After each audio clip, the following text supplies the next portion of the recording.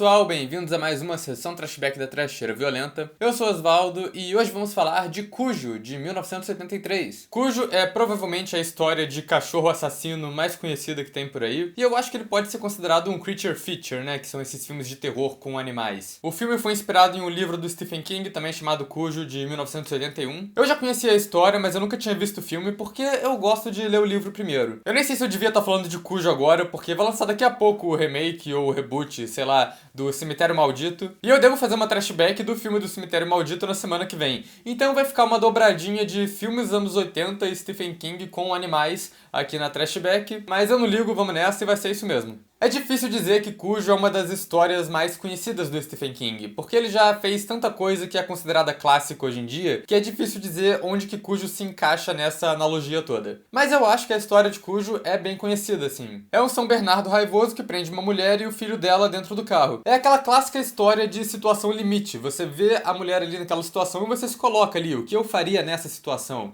E é tenso pra cacete também, né, o que ajuda. Essa trashback vai ser um pouco diferente, porque vai ser sim uma análise do filme, mas também vai ser muito uma comparação com o livro. Porque quando você vê o filme e lê o livro tão perto um do outro, é meio impossível não fazer essa comparação. Até porque você enxerga o filme de um modo diferente, quando você conhece o material de origem ou quando você assiste sem conhecer. A história de Cujo surgiu primeiro no livro, que o Stephen King escreveu durante um período de alcoolismo tão forte que ele já relatou que não se lembra de escrever o livro. Essa edição do livro que eu tenho aqui tem uma entrevista bem longa com o Stephen King incluída no final. E nessa entrevista ele fala um pouco de Cujo e de onde surgiu a ideia pra essa história. Que foi quando ele foi levar a moto dele pra consertar, a moto parou de funcionar e o mecânico tinha um cachorro São Bernardo que não foi muito com a cara dele. Ele juntou isso com um carro da mulher dele que tava dando defeito e criou essa história. A adaptação pra cinema surgiu 2 anos depois. Originalmente ela ia ser dirigida pelo Peter Medak, o diretor do The Changeling. Mas quando ele saiu do projeto, o próprio Stephen King recomendou o diretor Lewis Teague, que já tinha dirigido o filme Alligator, de jacaré assassino. O Teague fez um bom trabalho em Cujo até, e depois ele trabalhou com Stephen King de novo em uma antologia chamada The Cat's Eye. O filme Cujo não teve uma continuação inexplicável igual alguns dos filmes mais conhecidos do Stephen King tiveram. E como qualquer outra coisa que seja minimamente conhecida, tem um remake sendo planejado. Porque é óbvio que tem um remake sendo planejado. Só que pelo visto, esse parece que não vai ser um remake muito normal. Vai se chamar Cujo, mas é um acrônimo, é CUJO, que significa Canine Unit Joint Operations. Alguma coisa na tradução livre tipo Unidade Canina de Operações Conjuntas. A única informação que a gente tem sobre esse remake é o nome e eu já tô constrangido. Você lê isso e parece que vai ser, sei lá, uma versão terror de A Patrulha Canina. Olha, parando pra pensar, agora eu quero ver esse filme. Bem, agora eu vou começar a falar da trama do Cujo, o filme original. Não vai ser cena por cena, porque eu acho que esse é um filme bem simples de falar. Então já vou deixar avisado aqui, cuidado com spoiler. Se você não leu o livro, se você não viu o filme, se você não quer saber o que acontece, então vai lá assistir o filme, ou ler o livro, sei lá. E é isso daí, considerem-se avisados e vamos nessa. Se for pra resumir o que acontece na história, dá pra dizer que ela acompanha uma família, que é o casal Vic e Donna Trenton, que tem um filho pequeno chamado Ted. O Vic sai em uma viagem de negócios e a Donna tá com o carro dando defeito. Ela e o Ted vão levar o carro em um mecânico local que mora e trabalha em uma fazenda que é longe pra cacete. O que eles não sabem é que a família do mecânico viajou e quem ficou lá no terreno é o Cujo, um cachorro São Bernardo enorme que foi infectado com raiva. Quando a Donna chega lá, o carro dela para de funcionar e ela e o filho ficam presos dentro dele com o cachorro raivoso do lado de fora. A trama do filme é uma adaptação relativamente fiel ao livro. A parte que interessa, né, a parte da Donna dentro do carro com o Cujo do lado de fora, segue quase toda do mesmo jeito, tirando a conclusão da história, né, que é um dos famosos finais que foram modificados drasticamente em adaptações do Stephen King. Mas além disso, o livro também tem umas 2 ou 3 subtramas diferentes acontecendo, que seguem alguns dos personagens secundários, que elas até tem no filme também, mas elas são muito reduzidas. O que não é o todo negativo. Mas ainda assim, o roteiro toma seu tempo pra estabelecer toda a situação e os personagens. São 40 minutos de preparação de terreno e a situação problema do cachorro e do carro que todo mundo conhece só começa mesmo aos 50 minutos e é o último ato do filme.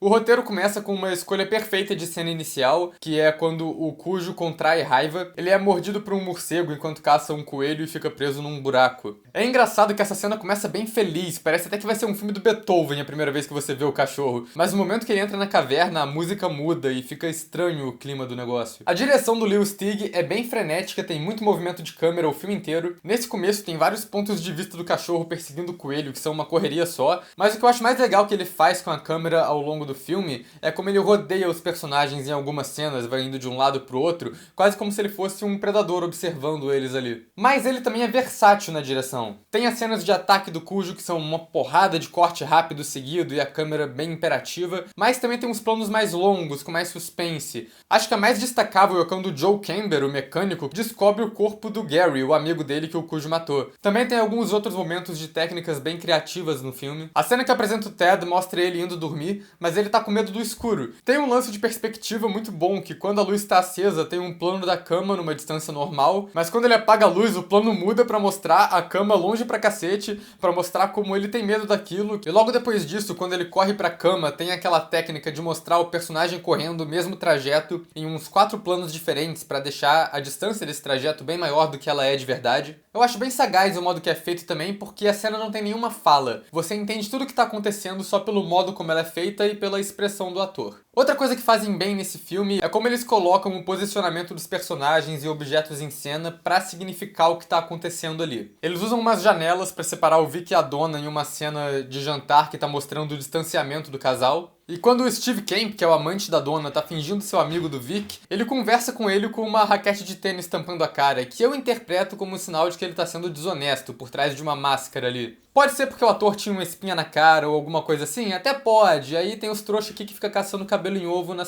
direção do filme, mas é isso que é cinema, né? Mas o que não é cabelo em ovo são todos os enquadramentos na cena que a Donna e o Ted estão no carro, que estão lá pra dar uma sensação bem claustrofóbica. Tem várias cenas que são gravadas pela janela do carro, como se tivesse uma barreira prendendo eles ali. A maioria das cenas dentro do carro tem uns enquadramentos bem fechados. Mas o que eu gosto mais são os planos gerais do lado de fora, que colocam o Cujo perto da câmera pra ele ficar enorme perto de um carro pequeno no fundo. Isso meio que resume a situação, pelo menos no ponto de vista da Donna, né? Porque nunca um cachorro pareceu tão grande e um carro tão pequeno assim. Isso sem falar nas cenas de terror e até jumpscares, que funcionam muito bem também. Tem os vários ataques que o Cujo faz em cima do carro, o que inclui uma cena muito tensa que tem a câmera no centro do carro fazendo vários giros de 360 graus. Mas em questão de terror e de expectativa, acho que nada supera o primeiro jumpscare quando a Donna chega na oficina. A Donna tá com a porta do carro aberta e ela não sabe que o Cujo tá raivoso e perto dela ainda. E o diretor vai dando um destaque pra aquela porta aberta, pra perna dela ali que tá pra fora do carro. E aí o cachorro pula na janela de passageiro de onde você não tá esperando que venha o susto. É bem efetivo e eu acho legal que tem até um outro nível de sagacidade aí, porque no livro, quando a Donna chega lá, o Cujo ataca primeiro a porta dela, a porta do motorista. Então você espera que vai ser igual no filme, mas eles mudam de propósito só pra te pegar desprevenido, mesmo se você já leu esse negócio. E outra coisa muito boa da direção também é como ele usa o ponto de vista do Cujo,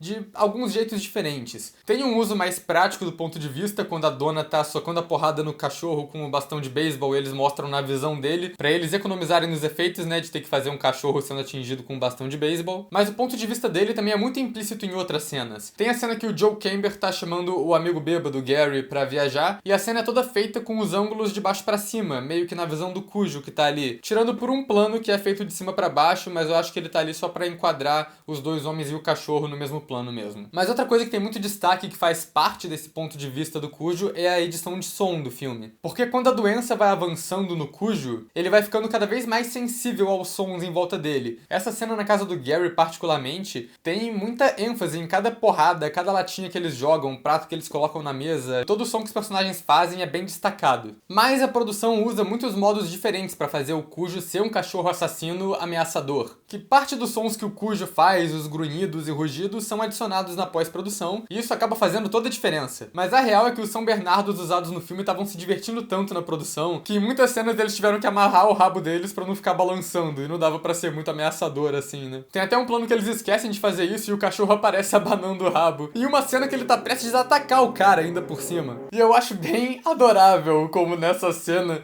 que o Cujo tá atacando as janelas, feroz, o cachorro ator na verdade tá só tentando pegar o brinquedo dele que tá dentro do carro. E a produção não tava conseguindo fazer os São Bernardos serem ameaçadores, então eles tiveram que usar um Rottweiler pra algumas cenas de close-up. E por mais que eles disfarcem isso com maquiagem, tem algumas cenas que dá pra perceber que mudou o cachorro. Tipo quando o Cujo ataca o Gary, ele começa a cena e obviamente ele é um São São Bernardo, mas depois que o Gary empurra ele lá da varanda, ele tá putaço olhando pra cima e é um cachorro diferente, sabe? O cara deu um empurrão tão forte no cachorro que ele mudou de raça. Mas além disso, eles também usaram um membro da equipe usando uma fantasia de cachorro. E cara, pra falar a verdade, eu nem percebi quanto que era o cara ali ou não, porque essas cenas de ataque, como eu disse antes, são feitas em close-ups e com câmera tremida, e isso disfarça bastante. Acho que todo esse problema com os cachorros na produção é o motivo de muitas cenas do Cujo serem feitas desse jeito, com um plano fechadíssimo. E acho que é por causa disso também que as poucas cenas em que o Cujo mata alguém no filme não são nada memoráveis. Quando eu penso nesse filme, eu sempre lembro do Cujo atacando o carro, mas não as cenas que ele de fato ataca alguém.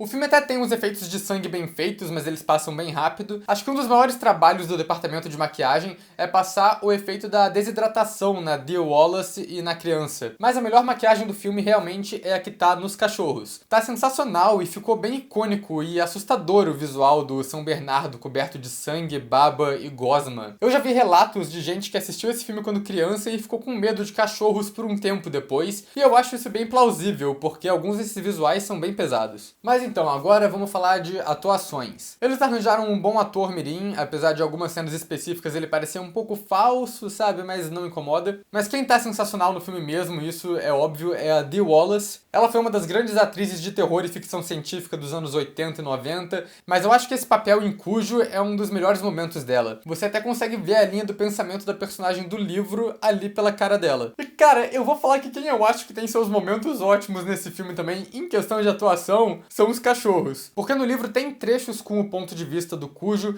que explicam o processo de pensamento dele ali naquela situação, o que ele tá fazendo. E é impossível colocar isso no filme sem ficar instantaneamente brega, sabe? Com a voz do cachorro de narração de fundo. Mas os cachorros que foram usados conseguem até passar um pouco do processo de pensamento do Cujo também. Uma das minhas cenas preferidas do filme é quando o Brett, a criança que é a dona do Cujo, vai procurar ele numa neblina, ele aparece e tá pronto pra atacar o menino, mas reconhece a voz dele e decide fugir dali antes que ele faça alguma coisa ruim. A cena consegue passar tudo isso pelo que o cachorro tá fazendo e eu gosto bastante disso. Eu gosto da fotografia também, que vai usando tons mais quentes ao longo do filme pra mostrar como tá ficando calor ali naquele carro. No livro tem toda uma explicação de como esse é o verão mais quente em anos e como isso tá causando um efeito estufa no carro. No filme isso tudo fica implícito e nunca é dito em um diálogo expositivo. E agora eu vou falar um pouco mais do roteiro e como ele me incomoda em alguns aspectos. É quase impossível adaptar um livro do Stephen King totalmente pra tela. É óbvio que vão ter coisas que vão ser cortadas por tempo, isso faz parte, isso é uma coisa que você tem que aceitar. E eu acho que o filme tem que ser analisado por si só, se ele consegue ser uma obra boa, mesmo que ele seja diferente ou não do livro. Como eu disse, a problemática central, né, a Dona Trenton presa no carro com o Cujo do lado de fora, é uma boa adaptação, só que o livro tem 2 ou 3 tramas secundárias rolando ao mesmo tempo, que acompanham o Vic Trenton, a família do mecânico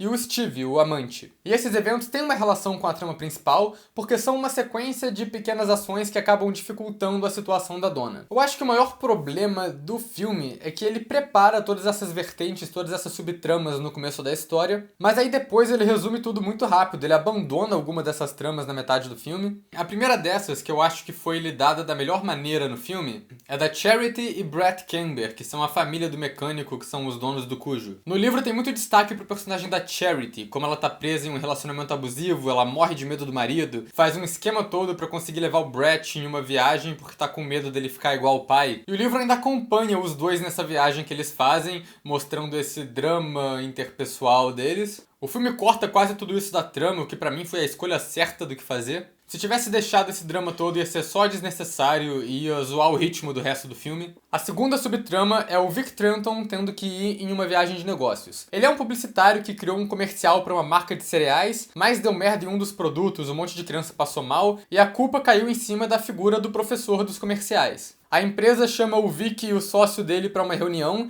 e eles acham que vão perder a conta da empresa para outra agência. Até aí o filme estabelece bem. O problema é que eles só abandonam isso na metade do filme. O Vic vai embora de volta para casa e essa trama não tem peso nenhum e nem nenhuma conclusão. Do jeito que tá no filme parece que foi só uma desculpa esfarrapada para tirar o personagem dali e depois para fazer ele voltar com a mesma facilidade. E isso encaixa um pouco também na terceira subtrama, que envolve o amante da dona, que eu acho que é o maior problema do filme. Ela tem um amante, ela termina com um amante e o amante fica puto. Até aí, beleza. E mais tarde, tanto no livro quanto no filme, o Steve Camp invade a casa dos Trenton e vandaliza tudo, o que atrapalha a investigação da polícia porque eles acham que ele sequestrou a dona e o Ted. A base da história tá toda ali igual, só que as mudanças mínimas que eles fazem, eu acho que transformam o Vic em um cara meio babaca, assim. Porque no livro ele vê que ninguém atende o telefone na casa dele, então ele liga pra polícia, a polícia vê que a casa foi vandalizada e aí ele volta de viagem, porque a casa dele foi vandalizada. No filme, quando ninguém atende o telefone, ele larga tudo e volta pra casa, sabe? Foda-se a agência, foda-se que eles estão num estado crítico e precisam ir pra uma reunião. Sei lá, cara, faz muito mais sentido pra mim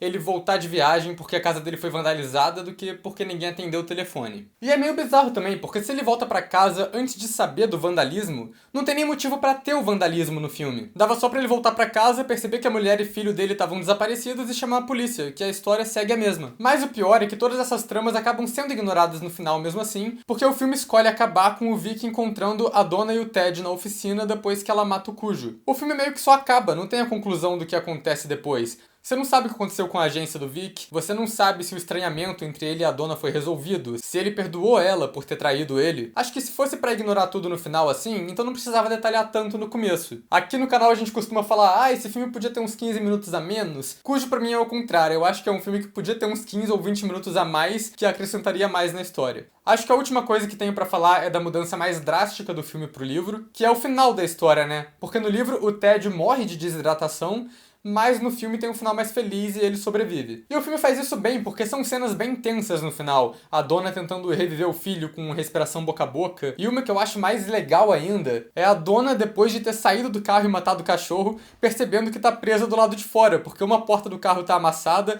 a outra tá sem maçaneta, o filho dela tá morrendo ali dentro e ela não consegue tirar ele dali. Pra mim esse trecho é um dos momentos mais tensos do filme, porque você acha que matou o cachorro, acabou a história, beleza, mas não, ainda tem uma coisa, um obstáculo a mais ainda que é bem tenso. Mas também tem o que eu não gosto muito, que é aquele clássico final falso de filme de terror. Parece que a dona matou o Cujo com um bastão, mas no final ele volta, ele tava só fingindo de morto, aparentemente. E aí a dona dá uns tiros nele e acaba o filme. Eu acho essa cena em que ele volta bem desnecessária, mas acho que dá pra encarar como se fosse a loucura da dona mesmo, que eu acho que essa cena fica mais interessante se encarar ela desse jeito. A gente usava antes aqui no canal a escala Harry Potter de adaptação, mas eu acho que tá na hora de mudar isso pra uma coisa que seja mais do nosso nicho, né, do terror. Então vou inaugurar agora a escala qualidade e fidelidade Stephen King de adaptação. E nesse caso eu acho que Cujo fica mais ou menos nessa posição aqui. É um filme acima da média, mas que não chega a ser tipo um filme muito bom, e que ele é fiel ao material de origem, mas toma algumas liberdades com o final e com as subtramas. Então, gente, isso foi Cujo, o filme e um pouco do livro também, né? Considerações finais, eu acho que o filme tem alguns problemas,